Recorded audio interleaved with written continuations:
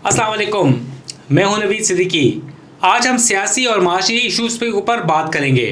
हमारे पास अहम तरीन इश्यूज़ में आज साइफ़र इशू है, जो कि इमरान ख़ान के हवाले से है। इसके अलावा दीगर जो पाकिस्तान को $10 बिलियन जो मिलने वाले हैं इन्वेस्टमेंट की मद में UAE से, उसके ऊपर भी। और Musavvar Abbasi advocate high court हमारे साथ मौजूद हैं, उनसे जानेंगे गहरी नज़रें उनकी सियासत के ऊपर भी, और काफ़ी इश्यूज़ के ऊपर हमें अच्छा फीडबैक देते हैं। आज बात करते हैं उनसे। भाई साहब अस्सलाम वालेकुम। वालेकुम अस्सलाम। भाई साहब, FIA ने आज इस्लामाबाद हाई कोर्ट में एडमिट किया है कि साइफ़र केस में फेयर ट्रायल नहीं दिया गया। ये कोई बहुत बड़ी स्टेटमेंट नहीं है FIA के स्पेशल प्रोसिक्यूटर हामिद अली शाह की जानिब से। क्या इसके असरात हो सकते हैं? इसके ऊपर सिद्दीकी साहब मैं कहूँगा, हम करें बात दलीलों से तो रद्द होती है, उनके होंठों की खामोशी भी सनद होती है। शोबदागर पहनते हैं ख़तीबों का लिबास, बोलता जहल है बदनाम खिरद होती है। कुछ न कहने से भी छिन जाता है एजाज़ सुखन, जुल्म सहते रहना भी जालिम की मदद होती है। इसके ऊपर मेरा तजिया जो आपने आज बात की कि ये ऐसा है कि आज जो हामिद अली शाह साहब ने वहाँ रिमार्क्स दिए कि केस को रिमांड बैक कर दिया जाए, मैं यही कह रहा हूँ, इसमें मेरिट नहीं हुआ।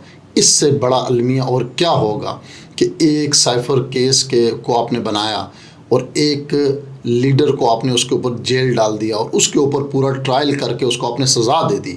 और वो PTI के इमरान खान साहब जब हाई कोर्ट में उस आर्डर के ख़िलाफ़ गए तो आप जाके वहाँ पे ये कहते हैं कि जी इसको रिमांड बैक कर दिया जाए, इसमें जो है वो इंसाफ के तकाज़े पूरे नहीं हुए। यही कहना चाहते हैं ना। तो इसका मतलब है कि आपने जो साइफ़र केस बनाया था वो जाली था, वो गलत बुनियादों पर बनाया था। आपने PTI के स्टांस को एक्सेप्ट कर लिया कि वो जो कह रहे हैं कि हमारे साथ जो जुल्म हुआ है, तो फिर आप उसको एक्सेप्ट कर रहे हैं। आप खुद आके कह रहे हैं कोर्ट को कि जनाब हम इसको दोबारा रिमांड बैक किया जाए ताकि हम इसके जो है ना बाकी तकाज़ों को देख के पूरा कर सकें। आप कहना क्या चाह रहे हैं? आपने जो केस बनाया वो गलत है, आपने जो ट्रायल किया वो गलत है। आप तो अपने केस को खुद आज हार चुके हैं। क्या हाई कोर्ट के लिए ये प्ली काफ़ी नहीं है कि प्रोसिक्यूटर साहब आके कह रहे हैं कि जी इसको रिमांड बैक किया जाए ताकि इसको सही इंसाफ, इसमें इंसाफ के तकाज़े पूरे नहीं हुए। इस केस को सेट असाइड करके और उनको क्या कहते हैं बिल्कुल बरियत का फैसला देने के लिए मेरे ख्याल से इससे बड़ी दलील तो हाई कोर्ट के पास और कोई नहीं है। अब भाई साहब, पिछले दिनों देखा गया कि FIA ने तो अपने दलाइल मुकम्मल कर लिए थे, और FIA की एक कंटेंशन है कि डोनाल्ड लू को यहाँ पर लाना चाहिए, या उनकी जो बयान जो उन्होंने फॉरेन रिलेशन कमेटी में दिया था उसकी ट्रांसक्रिप्ट यहाँ पर आनी चाहिए। और उनके वकील का कहना था, जुल्फ़िकार नकवी उस दिन थे प्रोसिक्यूटर, अदालत को कि हमें इजाज़त दी जाए कि हम भिजवाएं। अदालत का ये कहना था मियां गुल हसन औरंगज़ेब और चीफ जस्टिस आमिर फ़ारूक का कि अगर हम आपको ट्रांसक्रिप्ट यहाँ जमा करवाने की इजाज़त देते हैं, आप वज़ारत ख़ारजा को लिखेंगे, वो अमरीकी हुकूमत को लिखेंगे, फिर आएगी, इसमें 3 माह गुजर जाएंगे, फिर तो ज़मानत गई, फ़ायदा क्या हुआ इस दरख्वास्त का? तो ये ले तो लाल से FIA काम नहीं ले रही, अब मुख्तलिफ हीले बहाने कर रही है। देखें जी, मैं इसमें आपको एक और बताऊँ। ट्रायल के दौरान पहले मरले के अंदर 9 में से 7 समातें मुलतवी हुई, दूसरे मरले के अंदर 19 बार समात मुलतवी की गई, 55 के करीब इसके अंदर जो है ना वो एप्लीकेशंस दी गई, तीसरे मरले के अंदर 50 के करीब इसके अंदर दरख्वास्तें दायर की गई। देखिए ये एक FIA का मैं कहूँगा कि हर मुद्दई का लीगल प्रैक्टिस के अंदर केस को लटकाने के लिए और मुलज़म को लंबी से लंबी जेल की सलाखों के पीछे रखने के लिए टैक्टिस होते हैं। कुछ हमारा लीगल प्रोसीजर भी ऐसा है कि उसके अंदर ऐसी चीज़ें आ जाएँ तो केस लेंथी हो जाता है। आज जो उनका बयान है ये मज़ीद उसी सिलसिले की कड़ी मुझे लग रही है कि जनाब इसको रिमांड बैक कर दिया जाए ताकि हम फिर एक जाके नए सिरे से जेल में नए सिरे से ट्रायल। देखें, लीगली इसकी गुंजाइश मौजूद है, लीगली इसकी गुंजाइश मौजूद है कि अगर उसके अंदर कुछ लैकूनेस रह जाएं या कोई मामलात हों तो हाई कोर्ट जो है वो उसको रिमांड बैक कर सकती है। लेकिन वो हाई कोर्ट की अपनी जो है ना वो अपना डिसीजन होता है कि वो देखती है कि इसके अंदर क्या क्या फ्रीकैन के दरमियान कौन कौन से इंसाफ के तकाजे पूरे नहीं हुए। मेरा यहाँ पे जो सवाल सबसे अहम है और उंगली जो खड़ी होती है FIA की जानिब वो ये है कि उनका प्रोसिक्यूटर खुद आके कह रहा है कि जिसको रिमांड बैक कर दे इसमें इंसाफ के तकाजे भी सही पूरे नहीं हुए। ये बहुत बड़ा एक सवालिया निशान है। ये आप कहना क्या चाह रहे हैं, क्या पैगाम दे रहे हैं आप दुनिया को और लोगों को कि हमारे पाकिस्तान के अंदर ऐसे केसेस बना के लोगों को जेलों में डाला जाता है और इस टाइम पर आके आपने ये बात कर दी। اتنا سنجیدہ معاملہ ہے، اس اور غیر سنجیدگی ایف آئی اے کی جانب سے یہ تو توقع نہیں کی جا سکتی تھی، کیونکہ ان کے اس غیر سنجیدگی کی وجہ سے اور یہ بیان کہ ریمائنڈ کر دیا جائے دوبارہ ٹرائل کورٹ کو، اور کیونکہ اس کے فیصلے کی وجہ سے ایک سیاسی رہنما اور ایک سیاسی جماعت سٹیک پہ لگ گئے ہیں۔ بھائی صاحب یہ بات بالکل آپ کی ٹھیک ہے اور اس سے میں اتفاق کرتا ہوں، لیکن یہ ہمارے ملک کا ایک بہت بڑا آپ سمجھ لیں المیہ ہے کہ یہاں ایسا ہی ہوتا ہے کہ جب آپ کو کسی کو آپ نے جب جو کسی کو سزا دینی ہوتی ہے، کسی کو وکٹمائز کرنا ہوتا ہے، چاہے وہ کوئی سیاسی لیڈر ہے، چاہے وہ کوئی غریب آدمی ہے، چاہے وہ کسی بھی طبقہ فکر سے رکھتا ہے، تو آپ اس کے لیے ایسے ہی کیسز بناتے ہیں جن کے اندر بہت بنیادی ہوتی ہے اور پھر کوئی اس کا رزلٹ اینڈ میں نہیں نکلتا۔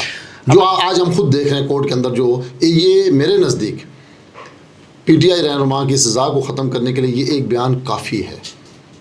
اویس صاحب، ایک اسی کے سائفر کیس کی پی ٹی آئی کی بات چل رہی ہے عمران خان صاحب کی، اور اس کے علاوہ آپ نے دیکھا ہوگا، آپ آبزرو کرتے ہیں، ظاہر جس پیشے سے آپ کا تعلق ہے، کہ گزشتہ رات دیر گئے پی ٹی آئی کے سینٹرل سیکریٹریٹ کے اوپر ایک کریک ڈاؤن ہوا ہے، اور وہ کریک ڈاؤن کیا بھی سی ڈی اے نے ہے، اور سی ڈی اے اتنا ایکٹیو ہو گیا۔ اچھی بات ہے، جو وائلیشن ہے کارروائی ہونی چاہیے، مگر کیا کارروائی سب کے خلاف ہوتی ہے؟ کیا یہ ایک ہی جماعت کو نشانہ نہیں بنایا جا رہا کریک ڈاؤن کر کے؟ اور سی ڈی اے حالانکہ وہ لیگل تھی، وائلیشنز ریموو کر سکتے تھے اس میں سے، مگر سیل کیا جانا کیا ٹھیک اقدام ہے؟ دیکھیں، جو بات ہے سیل کرنے کی، سیل کرنا کسی بھی پبلک پراپرٹی کو جس میں لوگوں کی رہائش موجود ہو، جس میں لوگوں کے پبلک آفیسز موجود ہوں، جس میں ان آؤٹ موجود ہو، آپ اس ایریا کو لیگلی سیل نہیں کر سکتے ٹل جب تک آپ کسی کورٹ کے ڈیسیژن سے اس کی لے کر نہ آئیں کہ جی یہ بہت بڑی یہاں پہ لیگل ایکٹیویٹی ہو رہی ہے، اس وقت تک۔ اب آ جاتے ہیں جو آپریشن ہوا ہے پی ٹی آئی کے خلاف رات گئے، یہ تو پورے سامنے نظر آ رہا ہے کہ یہ وکٹمائز کیا گیا ہے۔ ٹھیک ہے، یہ بات بھی ٹھیک ہے کہ جناب سی ڈی اے نے نوٹسز پہلے ان کو جاری کیے، اور یہ میرے خیال سے سلسلہ 2018 19 20 سے غالباً چل رہا ہے، مجھے ڈیٹے یاد نہیں ہے، ان کو نوٹسز بھی ملتے رہے، تجاوزات بھی۔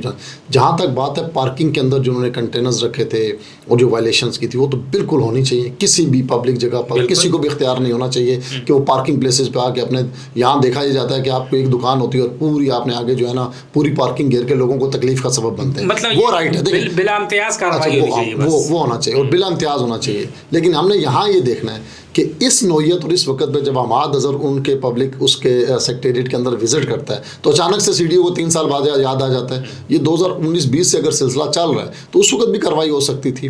پھر اس کی بلڈنگ کو سیل کرنا یہ ٹھیک نہیں، آپ تجاوزات ہٹا دیں، آپ آپریشن کریں تجاوزات کے خلاف۔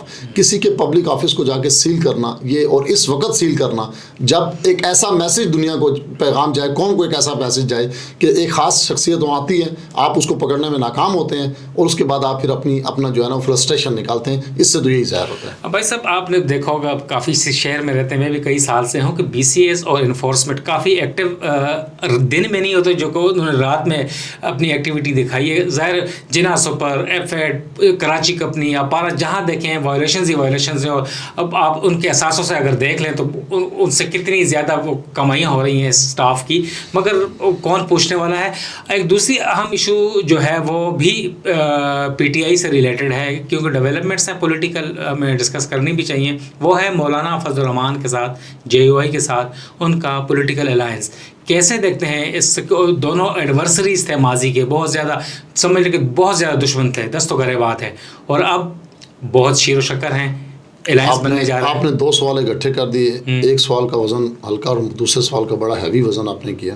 میں پہلے اس سوال کا جواب دیتا ہوں کہ ہمارے پورے ملک کے اندر یہ جو اتھارٹیز بنی ہیں، چاہے وہ کے ڈی اے ہے، چاہے وہ ایل ڈی اے ہے، چاہے وہ ایف ڈی اے ہے، پی ڈی اے ہے، سی ڈی اے ہے، آر ڈی اے ہے، کوئی بھی ہے، یہ کہیں چھپا ہوا نہیں ہے۔ پاکستان کے تمام ادارے جو پبلک کے لیے کام کرتے ہیں، اس کے اندر ان کے کیا معاملات چل رہے ہیں، کیسے لوگ سروائیو کر رہے ہیں، کیسے وائلیشنز ہو رہی ہیں، یہ ایک بہت بڑی جو ہے نا وہ ہمیں ضرورت ہے اس وقت، ہمارے پورے ملک کے اندر جو ہے نا وہ سسٹم کو ٹھیک کرنے کی ایک بہت بڑی ضرورت ہے۔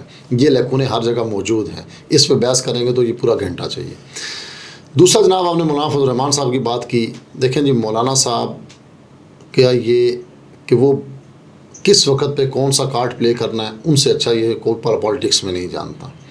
مولانا صاحب کا جو پی ٹی آئی کے ساتھ آپ نے اتحاد کی بات کی، مولانا صاحب اور پی ٹی آئی کو اگر اس وقت یہ ایک پیج پہ آتے ہیں تو یہ بہت ہی ملکی اداروں کے لیے، خاص کر گورنمنٹ کے لیے ایک بہت بڑا المیہ بن جائے گا، اور ان کو کنٹرول کرنا بہت مشکل ہو جائے گا، چونکہ ان دونوں کا جو سٹانس ہے کہ الیکشن فیئر نہیں ہوئے، دوبارہ الیکشن کرائے جائیں اور ان چیزوں کو جو ہے نا وہ بہتر انداز میں فارم 45 والے فیصلے کیے جائیں، تو یہ ایک بہت بڑا ایسا کڑوا گھونٹ ہے جو شاید ریاست اور حکومت کو نگلنا بڑا مشکل ہو جائے گا۔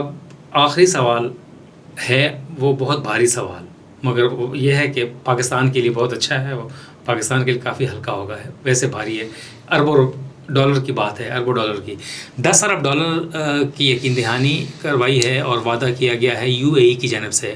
وزیر اعظم شہباز شریف نے گزشتہ روز یو اے ای کا ایک روزہ دورہ کیا ہے، اور پاکستانی پریس ریلیز میں نہیں، وہاں کی یو اے ای کی پریس ریلیز میں 10 ارب ڈالر کی سرمایہ کاری کی جانے کی خوشخبری سنائی گئی ہے پاکستان میں۔ کیسے دیکھتے ہیں اس کے، اور کون کون سے شعبوں میں ہو سکتی ہے؟ ہمارا جو ملک ہے نا اس وقت، اس کی پوزیشن یہ ہے کہ کہیں سے بھی سرمایہ کاری آنی چاہیے، یہ ملک کے لیے بہت ہی ضروری ہے، لیکن مسئلہ کیا ہے کہ انہوں نے جو کمٹ کیا ہے، کاش کہ ہم ان کو اس طرح وہ فیسیلیٹیٹ کر کے ویلکم کر سکیں انویسٹرز کو۔ ہمارے ملک کے اندر کوئی پالیسی نہیں ہے، آپ کے ملک کے اندر آپ کے اپنے انڈسٹریلسٹ سب کچھ یہاں سے بند کر کے، کوئی بنگلہ دیش جا کے انڈسٹریز لگا رہا ہے، کوئی کہاں لگا رہا ہے، آپ کی پروڈکشن کہاں ہے، آپ کہاں کھڑے ہیں؟ ہمارے ملک میں انویسٹرز آنے کے لیے تیار ہیں، لیکن کیوں خوف کا اختمام ہے کہ وہ انویسٹمنٹ نہیں کرتے؟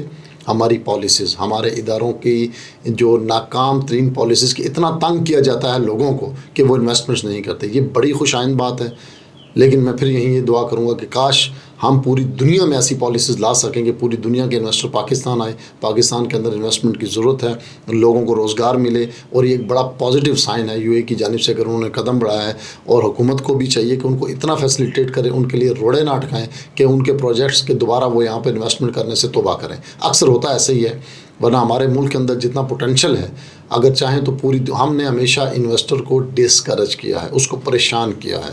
فارنر انویسٹر کو چھوڑیں، ہمارے ملک کے اندر ایک بندہ اگر ایک فیکٹری لگانا چاہتا ہے تو اس کے لیے ہم نے اتنا لینتھی پروسیس اور 10 محکموں کے NOCs ڈال دی ہیں کہ اس کو وہ سرکاری محکموں کے چکر لگا کے وہ تھک جاتا ہے، وہ کہتا ہے یار چھوڑ دو اس ملک میں انویسٹمنٹ، میں کہیں باہر چلا جاتا ہوں، وہاں انویسٹمنٹ کر لیتا ہوں۔ اب آپ دیکھیں کہ کئی پاکستانیوں کی بلین آف ڈالرز، دبئی میں آپ کی 12 ارب روپے ڈالر کی جو ہے خالی پراپرٹیز نکل آئی ہیں۔ یہ کون لوگ ہیں؟ پاکستانی ہیں نا۔ اگر ان کو اپنے ملک میں سیکیورٹی فیل ہوتی، ان کے ملک میں کتنی اچھی پالیسی ہوتی، کیا یہ لوگ باہر جاتے پیسہ لے کر؟ نہیں جاتے۔ یہ صرف ایک دبئی میں نکلا ہے، پوری دنیا میں آپ جا کے دیکھیں پاکستانیوں کی کتنی انویسٹمنٹ ہے۔ امریکہ کے اندر 100 ایسے ڈاکٹرز ہیں جن کی ورتھ بلین آف ڈالرز میں ہے، وہ کیوں نہیں آتے پاکستان؟ ہمارے ملک سے انویسٹر کیوں باہر بھاگتا ہے؟ کیا وجہ ہے؟ یہ کس نے بنانی ہے پالیسیز؟ کس نے ان کو سیکیور کرنا ہے؟ کہ ہماری ناکام ترین پالیسی، ایک کلرک ایک انویسٹر کو اگر کوئی پرمیشن لینے چلا جاتا ہے، وہ اس کا رویہ اور اس کے ساتھ جو سلوک کیا جاتا ہے، وہ اس سے کہتا ہے اس سے بہتر ہے کہ میں کہیں باہر جا کے انویسٹمنٹ کر لوں۔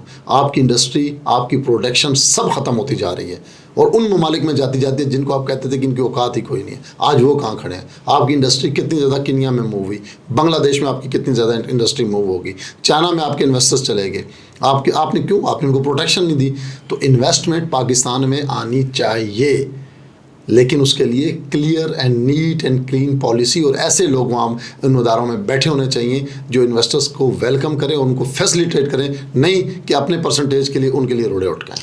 بہت شکریہ مصور عباسی صاحب۔ آپ نے سنا مصور عباسی صاحب نے مختلف جو نقائص ہیں سسٹم کے، اس کے اوپر بات کی ہے۔ مایوسی پھیلاتے نہیں ہیں ہم، مگر ایشوز ایسے ہیں کہ وہ اس کی نشاندہی کرنا بینگ اے جرنلسٹ ہمارا فریضہ ہے، اور اس کے اوپر اچھی خبر بھی یہ تھی کہ 10 ارب ڈالر کی جو سرمایہ کاری کی جا رہی ہے، اس کے حوالے سے جو عباسی صاحب نے فرمایا کہ SIFC کی جو کوششیں کاوشیں رنگ لے کے آ رہی ہیں، مگر جو سسٹم کی خرابیاں ہیں، نقائص ہیں، انہیں بھی دور کیا جانا چاہیے۔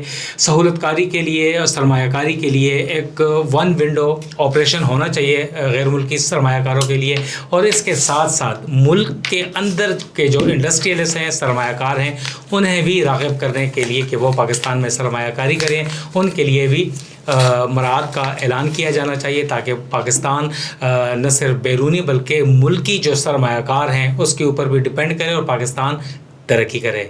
اجازت دیں، والسلام۔